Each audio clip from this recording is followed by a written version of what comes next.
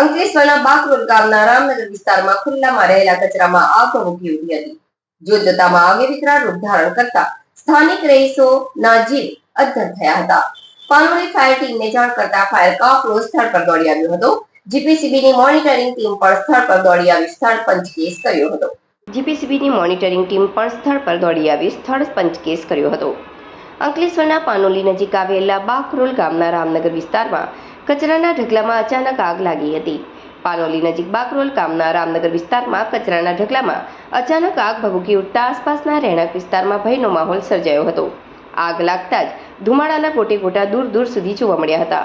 આ ઘટનાની જાણ થતાં જ પાનોલી ફાયર બ્રિગેડની ટીમ તાત્કાલિક ઘટના સ્થળે પહોંચી હતી. ફાયર ટીમ દ્વારા પાણીનો મારો ચલાવી ભારે જહેમત બાદ આગને કાબૂમાં લેવામાં આવી હતી. આ બનાવની જાણ થતાં ગુજરાત પ્રદૂષણ નિયંત્રણ બોર્ડની મોનિટરિંગ ટીમ પણ સ્થળ પર પહોંચી હતી. આગ લાગવાના કારણો અંગે વધુ તપાસ હાથ ધરવામાં આવી છે. બાકરોલ પંચાયત દ્વારા આગ લાગવાના ચોક્કસ કારણ અંગે તપાસ ચાલુ હોવાનું જાણવા મળ્યું છે.